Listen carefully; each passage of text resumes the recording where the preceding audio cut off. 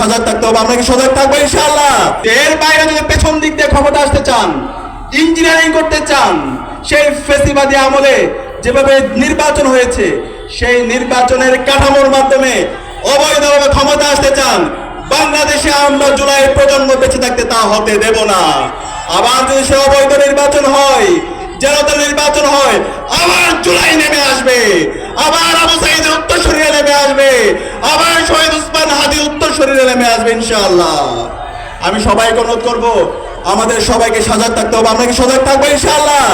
ইনশাআল্লাহ আমরা সবাই একসাথে স্লোগান দিব, নারে তাকবীর, নারে তাকবীর, দিল্লি না ঢাকা,